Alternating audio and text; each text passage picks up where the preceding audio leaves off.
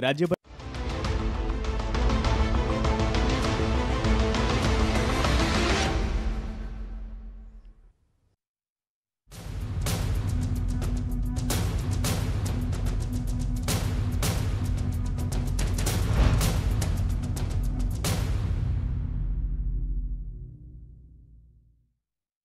નમસ્કાર, આપ જોઈ રહ્યા છો સ્પેશિયલ રિપોર્ટ. આપની સાથે હું છું ઝરણા.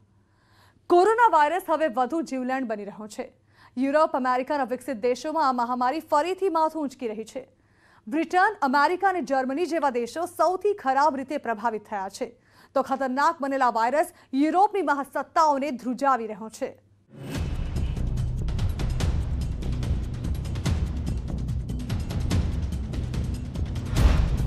યુરોપ, અમેરિકામાં કોરોનાનો યુ-ટર્ન. ફરી કહેર વરસાવી રહ્યો છે કોરોના.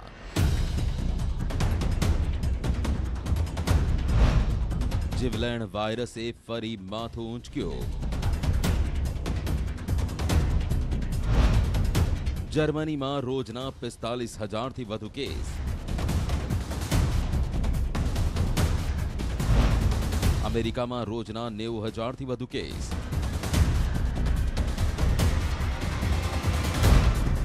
બ્રિટનમાં રોજના 40,000થી વધુ case.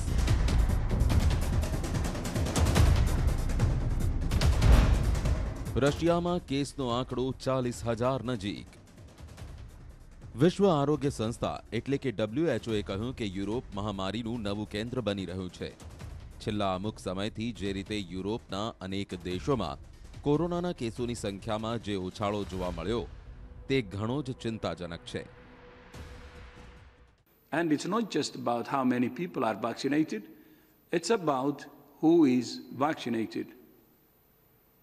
It makes no sense to give boosters to healthy adults or to vaccinate children when the health workers or older people and other high-risk groups around the world are still waiting for their first dose. The exception, as we have said, is immunocompromised individuals. Countries with the highest vaccine coverage continue to stockpile more vaccines, while low-income countries continue to wait. Every day, there are 6 times more boosters administered globally than primary doses in low-income countries. This is a scandal that must stop now. We have shown that COVAX works if it has the vaccines. COVAX has now shipped almost 500 million vaccines to 144 countries and territories. All countries have started vaccinating except 2, Eritrea and the Democratic People's Republic of Korea. The vast majority of countries are ready to get doses into arms, but they need the dose. To reach WHO's target of vaccinating 40% of the population of every country by the end of this year, we need an additional 550 million doses, about 10 days production. યુરોપના ઘણા દેશોમાં emergency જેવી સ્થિતિ. અનેક દેશોમાં લોકડાઉનના ભણકારા. સ્થાનિક સ્તરે લદાઈ શકે છે આકરા પ્રતિબંધ. યુરોપના ઘણા દેશોમાં હાલ સ્થિતિ વણસી રહી છે. કોરોનાના કેસોમાં મોટા ઉછાળાના કારણે ઘણા દેશો નવેસરથી તેમની રણનીતિ તૈયાર કરવા મજબૂર બન્યા છે. બ્રિટનમાં જ્યાં રોજના 40,000થી વધુ નવા કેસો આવી રહ્યા છે, ત્યાં જર્મનીમાં 50,000થી વધુ કેસો નોંધાઈ રહ્યા છે. જર્મની માટે આ સ્થિતિ વધુ એટલે ચિંતાજનક છે, કારણ કે મહામારી શરૂ થઈ ત્યારથી લઈ આજ સુધીનો આ સૌથી હાઈએસ્ટ રેટ છે. તો સામે અમેરિકામાં પણ સ્થિતિ સારી નથી. અહીં રોજના 90,000 જેટલા કેસ નોંધાઈ રહ્યા છે. રશિયામાં કેસોનો આંકડો 40,000 નજીક પહોંચી ગયો છે. યુરોપની સ્થિતિ પર WHOની નજર છે. WHOની એપિડેમિયોલોજી એક્સપર્ટ અને કોરોના ટેકનિકલ ટીમની લીડર મેરી વાન કેરખોવે કહ્યું કે છેલ્લા 4 અઠવાડિયામાં યુરોપમાં સ્થિતિ બગડી ગઈ છે. આપણે ક્યાં સુધી એક્શન લેવાની રાહ જોતા રહીશું? We are seeing increases where we shouldn't be. There's been more than 55% increase in cases over the last 4 weeks in Europe, where there's ample supply of vaccines, where there's ample supply of tools. We mention grieving and being angry and being frustrated. What we need to see is that anger, that emotion, turned into action. We need actions that protect ourselves, that protect our loved ones from infection, from the spread. We need leaders to provide communities with consistent, accurate information to enable communities to keep themselves safe and their loved ones safe, to invest in systems, those systems for surveillance, for testing, to support our health workers. We can't make these changes once this pandemic is over to prepare for the next one. So the question is not what we do in 2022, it's what we do right now. And we have the opportunity and we have to do this now. How many more people need to die? How many more countries need to be put into severe situations again before we take action? So everyone that's watching this, what will you do today? 27 સભ્યના European યુનિયનના 10 દેશોમાં COVID-19 મહામારીને લઈને સ્થિતિ ચિંતાજનક છે. European centre for disease દ્વારા તૈયાર report અનુસાર બેલ્જિયમ, બુલ્ગારિયા, ક્રોએશિયા, ચેક Republic, Estonia, Greece, Hungary, Netherland, Poland અને સ્લોવેનિયામાં સ્થિતિ બહુ ખરાબ છે. વિશ્વ આરોગ્ય સંસ્થાએ જણાવ્યું હતું કે યુરોપમાં એક સપ્તાહમાં 20 લાખ કેસ નોંધાશે અને 27,000 લોકોના મોત થયા હતા. જર્મનીની સાથે સરહદ ધરાવતા નેધરલેન્ડમાં પણ કોરોનાના કારણે સ્થિતિ બગડી છે. દૈનિક કેસોનો આંકડો 16,000થી વધુ છે. દેશમાં હાલમાં વચગાળાની કેબિનેટ છે, જેણે 3 અઠવાડિયાનું આંશિક લોકડાઉન લાદવાનો નિર્ણય કર્યો છે. સોશિયલ ડિસ્ટન્સના નિયમોનો કડક રીતે અમલ થાય તે જોવાઈ રહ્યું છે. નેધરલેન્ડના લોકોને જો કે તેમની સરકારનો આંશિક લોકડાઉનનો આ નિર્ણય ગમ્યો નથી. રાજધાની હેગમાં પીએમ માર્ક રૂટના આ નિર્ણયનો ઘણા લોકોએ વિરોધ કર્યો. લોકો રસ્તા પર ઉતરી આવ્યા અને સરકારી ઇમારતોને ઘેરવા लाग्યા. વિરોધ પ્રદર્શનોને કંટ્રોલ કરવા માટે મોટી સંખ્યામાં પોલીસોને બોલાવી પડી. લોકોની સાયકલ અને વાહનોની તોડફોડ થઈ. પોલીસ સાથે પ્રદર્શનકારીઓએ ઝપાઝપી પણ કરી. પ્રદર્શનકારીઓએ કેટલીક ઇમારતોને પણ નુકસાન પહોંચાડ્યું. પોલીસને લોકોના વિરોધને કાબૂમાં લેવા માટે વોટર કેનનનો સહારો લેવો પડ્યો, જેના મારા પછી લોકોની ભીડ કંઈક અંશે ઓછી થઈ. પરંતુ પ્રદર્શન પછી પણ લોકોએ તેમની જગ્યા છોડી નહોતી. ટકરાવના સ્થળ પર ચારેકોર સાયકલો અને ઇમારતોની તૂટફૂટના દ્રશ્યો જોઈ શકાતા હતા. તેમ છતાં એકમાત્ર યુરોપમાં નેધરલેન્ડ નથી કે જેણે લોકડાઉન લગાવ્યું હોય. ચેક રિપબ્લિક, સ્લોવાકિયા અને રશિયામાં આકરા પ્રતિબંધ લગાવવામાં આવ્યા છે. લાટવિયામાં મધ્ય ઓક્ટોબરમાં 4 મહિના માટે લોકડાઉન લગાવવામાં આવ્યું છે. તો નોર્વેમાં શુક્રવારે સરકારે આકરા પ્રતિબંધો લગાવવાની જાહેરાત કરી છે. તેમજ 18થી ઉપરની ઉંમરના લોકોને રસીનો ત્રીજો ડોઝ લગાવવાની વાત થઈ રહી છે. યુરોપમાં રસીના બૂસ્ટર ડોઝની વકાલત. કોરોનાને હરાવવા વેક્સિનનું ત્રિનેત્ર. ત્રીજા ડોઝ થકી મેળવાશે કોરોના પર જીત.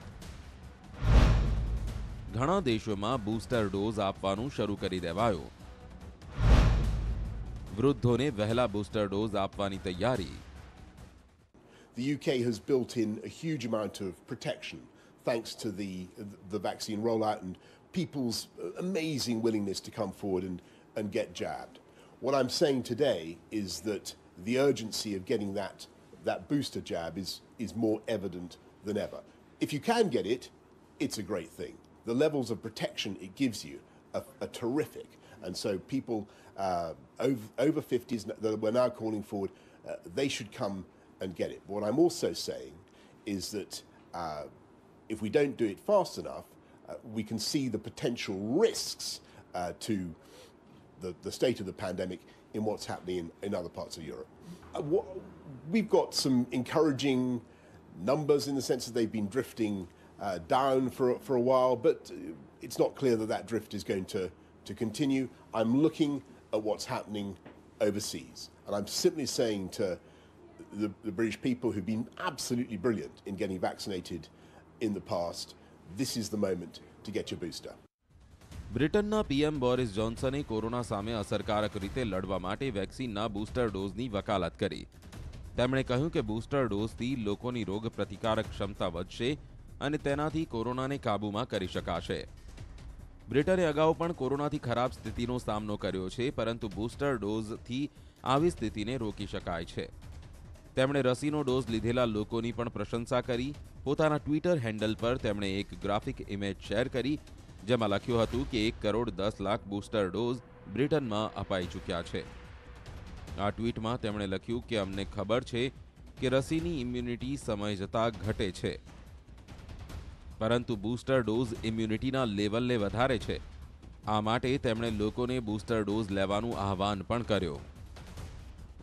જો કે વિશ્વ આરોગ્ય સંસ્થાના ડાયરેક્ટર ટ્રેડોસ એધેનમ ગ્રેબિસિયસને આ વાત પસંદ નથી આવી. યુરોપની સ્થિતિને લઈને તેમણે ચિંતા વ્યક્ત કરી હતી. પૂર્વીય અને પશ્ચિમી યુરોપની સ્થિતિને લઈને પણ વાત કરી, પરંતુ તેમણે બૂસ્ટર ડોઝ આપવાની વાતને લઈને જોરદાર વિરોધ નોંધાવ્યો. તેમણે આ આખી વાતને એક સ્કેન્ડલ ગણાવી દીધી. નબળી આર્થિક સ્થિતિ ધરાવતા દેશોને લઈ તેમણે આ વિરોધ નોંધાવ્યો હતો. તેમનું કહેવું હતું કે હાલની સ્થિતિમાં ગરીબ દેશોને રસી આપવા પર ધ્યાન આપવું જોઈએ. Almost 2 million cases of COVID-19 were reported in Europe last week, the most in a single week in that region since the pandemic started. Almost 27,000 deaths were reported from Europe, more than half of all COVID-19 deaths globally last week.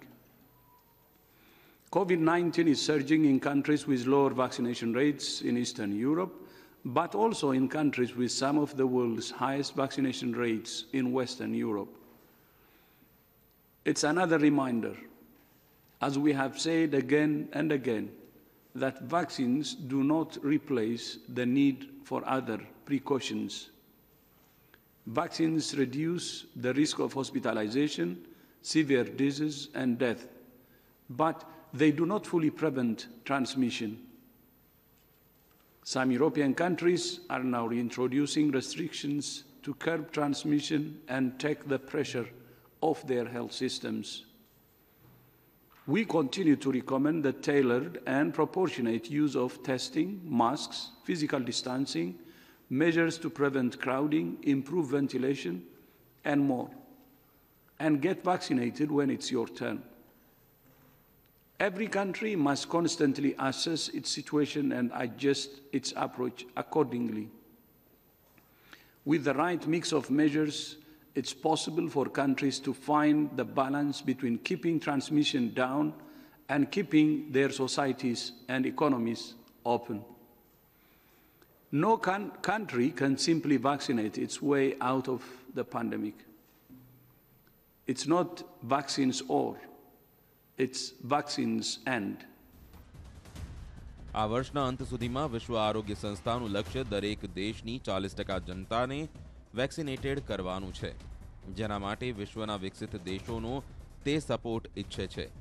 ગરીબ દેશોને રસી આપવા માટે વિશ્વ આરોગ્ય સંસ્થાએ COVAX નામનું એક સંગઠન બનાવ્યું છે, જેનું કામ દુનિયાના દરેક જરૂરિયાતમંદ દેશોને રસી પૂરી પાડવાનો છે.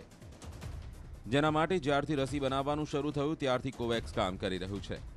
પોતાના લક્ષ્યને પહોંચી વળવા માટે કોવેક્સે દુનિયાની અગ્રણી વેક્સિન મેન્યુફેક્ચરિંગ કંપનીઓ સાથે સમજૂતી કરી રાખી છે, પરંતુ જે તે કંપનીઓ તેની સમજૂતી પ્રમાણેની રસીનો સપ્લાય કરી શકવામાં નિષ્ફળ નીવડી છે. કારણ કે જે દેશની કંપની હોય ત્યાંની સરકાર દ્વારા સૌથી પહેલા રસી તેમને આપવા માટે મજબૂર કરવામાં આવે છે. પોતપોતાની જનસંખ્યા માટે આવા દેશો રસીનો સ્ટોક કરી લે છે, જેનાથી કોવેક્સને મોકલવા માટે રસીનો પુરવઠો પછી રહેતો નથી. કોરોના રસીની નિયમિત સપ્લાય થઈ શકતી નથી, જેના લીધે કોવેક્સ ગરીબ દેશોને રસી આપી શકતું નથી અને ઘણા દેશોમાં સરકારો માત્ર રાહ જોતી રહી જાય છે. WHOની ભારતીય મૂળની ચીફ સાયન્ટિસ્ટ સૌમ્યા સ્વામીનાથને પણ તેને લઈને ટકોર કરી હતી. Many countries and many people get left behind when there is a global need for a product.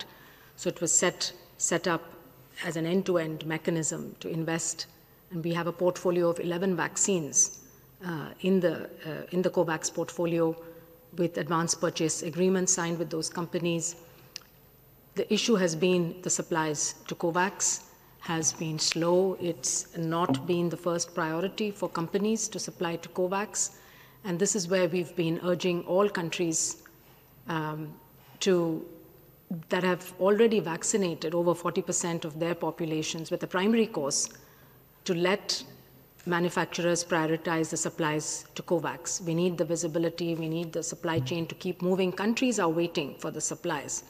And I think we've been highlighting the fact that we have over 100 countries today that have not vaccinated 40% of their population. So still a large number of countries. And we don't think we can get to that target that we have set by the end of the year unless we increase the supplies through COVAX. 500 million doses approximately have moved. We hope to get another 500 million out, but we are ready. COVAX is ready to ship doses. ગરીબ દેશોને વેક્સિનનો પ્રથમ dose આપવો કે વિકસિત દેશોએ પોતાના દેશની વસ્તીને બૂસ્ટર ડોઝ આપવો, આ વાતને લઈને હાલમાં વેક્સિનની આંતરરાષ્ટ્રીય રાજનીતિનું કોકડું ગૂંચવાયેલું છે. WHO જ્યાં એક બાજુ રસીને બધા માટે ઉપલબ્ધ કરાવવા પર ભાર મૂકી રહ્યું છે, ત્યાં બ્રિટન, કેનેડા, અમેરિકા, રશિયા અને જર્મની જેવા દેશો તેમની વસ્તીને ત્રીજા બૂસ્ટર ડોઝ લઈ લેવાની ભલામણ કરી રહ્યા છે. આમ કોરોના મહામારીના આ સમયમાં એક વાયરસની સાથોસાથ જ તેની વેક્સિન પણ આંતરરાષ્ટ્રીય રાજનીતિના અખાડાનું કેન્દ્ર બની ગઈ છે. તો આ ખતરનાક વાયરસ જાણે કે જવાનું નામ જ નથી લઈ રહ્યું. આગળ વાત કરીશું એક બ્રેક બાદ.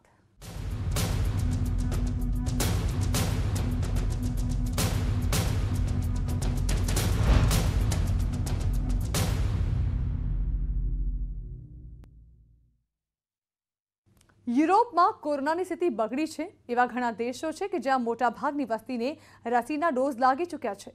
ત્યાં પણ કેસ વધ્યા છે અને આવા સમયે ભારતની સ્થિતિ શું રહી શકે? આવો જાણીએ કે મેડિકલ નિષ્ણાતો શું માને છે.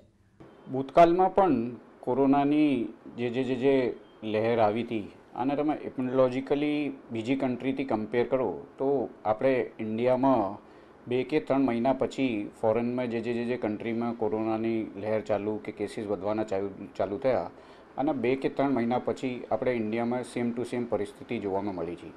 અને આવી રીતની એક સ્ટ્રોંગ પોસિબિલિટી છે કે આપણે ઇન્ડિયામાં પણ આવનારા દિવસોમાં કોરોનાના કેસીસ ફરીથી વધી શકે છે. આના પાછળ 2-3 કારણ છે કે લોકોમાં જે શરૂઆતમાં એ કોરોનાનો ફિયર હતો એ અત્યારે ઓછો જોવામાં મળી રહ્યો છે અને લોકો કોવિડ એપ્રોપ્રિએટ બિહેવિયર એટલે સોશિયલ ડિસ્ટન્સિંગ, માસ્ક અને સેનિટાઇઝરનો બહુ ઓછો ઉપયોગ કરી રહ્યા છે. અને અત્યારે જે દિવાળી ફેસ્ટિવલ્સનો એ સમય હતો આના સમય ઉપર પણ ખાસો કોવિડ એપ્રોપ્રિએટ બિહેવિયરનો ઉલ્લંઘન થયો. તો એવી રીતની સ્ટ્રોંગ પોસિબિલિટી છે કે કદાચ આપણે પણ ફરીથી આવનારા દિવસોમાં એક કોરોનાના કેસીસ ફરીથી વધી શકે છે. જો બૂસ્ટર ડોઝ માટે અત્યારે ભારત સરકારમાં પણ સ્વાસ્થ્ય મંત્રાલયમાં ખાસી મંત્રણા ચાલી રહી છે. પણ મારી પર્સનલ આમાં બાબતમાં 2 રાય છે. એટલો ફર્સ્ટ તો આપણને પ્રાથમિક અને જે લોકોને સેકન્ડ ડોઝ નહીં મળેલી છે આના ઉપર વધારે ફોકસ કરવો જોઈએ અને બહુ એક્ટિવલી અને વિગ્રેસલી આ પ્લાનનો વધારે એક્ટિવલી ઇમ્પ્લિમેન્ટ કરવો જોઈએ અને બધાને સેકન્ડ ડોઝ જે બાકી છે એ આપી જોઈએ.